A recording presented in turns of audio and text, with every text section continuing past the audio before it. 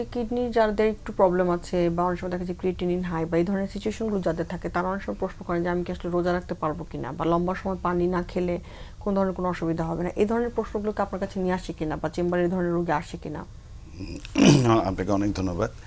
আসলে এটা তো একটা যে কোনো যারা কিডনি রোগে ভুগছেন, কিডনি রোগীদের জন্য আসলে একটি মানে তারা তো এই জিনিসটা জানার জন্যই তারা দেখা যায় যে রোজার আগে সবসময় আমাদের কাছে আসেন, আসতে থাকে। যা জানার জন্য যে তারা কি রোজা রাখতে পারবেন কিনা কিংবা রাখলে কোনো অসুবিধা হবে কিনা। তো আমরা আসলে সাধারণত যেটা দেখি আর কি যে কিডনি রোগীরা সাধারণত আসলে রোজা রাখলে যে খুব প্রবলেম হবে ব্যাপারটা এরকম না। রোজা ওনারা রাখতে পারবেন, তবে এখানে কিছু জিনিস আসলে বিবেচনায় আনতে হবে। যেমন প্রথমত হচ্ছে যারা দীর্ঘমেয়াদী কিডনি রোগে ভুগছেন তাদের যদি ডায়াবেটিস কিংবা প্রেশার, ম্যাডাম একটু আগে বলছিলেন, এগুলো যদি নিয়ন্ত্রণে উনি রাখতে পারেন এবং এটা যদি প্রাথমিক অবস্থায় হয়, সাধারণত এটাকে সিকেডি স্টেজ 1 to 3 এর মধ্যে যদি উনি থাকেন, তাহলে আমরা তাদেরকে রোজা রাখতে বলি। তাতে কিন্তু কিডনি সাধারণত কোনো ক্ষতি হয় না। তো আর তবে অনেক সময় দেখা যায় যে 1 মাস দীর্ঘ সময় রোজা রাখার পরে অনেক সময় কারো কারো ক্রিয়েটিনিন একটু বাড়তে পারে।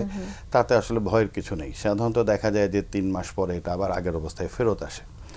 তবে যাদের যারা কিডনি রোগে ভুগছেন, দীর্ঘমেয়াদী কিডনি রোগে সিকেডি স্টেজ মানে 4-5 আছেন, অ্যাডভান্স স্টেজে আছেন, তাদের ক্ষেত্রে আসলে সাধারণত আমরা মানে রোজাটা না রাখার জন্যই পরামর্শ দিই।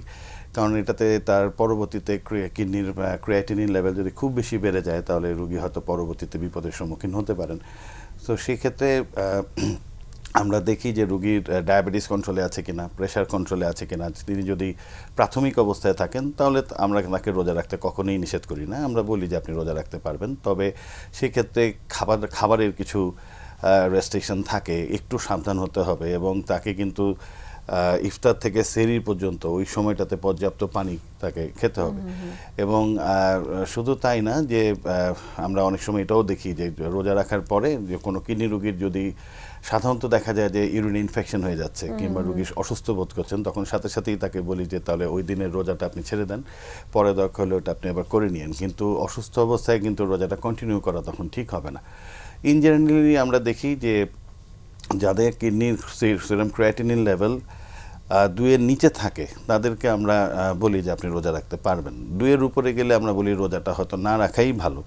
তারপরও যদি প্রেশার কিংবা ডায়াবেটিস তার কন্ট্রোলে থাকে, তার অন্যান্য কোমরবিড ফ্যাক্টরগুলো যদি ভালো অবস্থায় থাকে, রোগীকে আমরা যদি দেখি যে তিনি ফিট রোজা রাখার জন্য, তাহলে আমরা তাকে ডিসকারেজ করি না, আমরা বলি যে আপনি রাখতে পারবেন। তবে সাধারণত ক্রিয়েটিনিন লেভেল 2.5 এর উপরে গেলে আমরা বলি যে রোজাটা না রাখাই ভালো।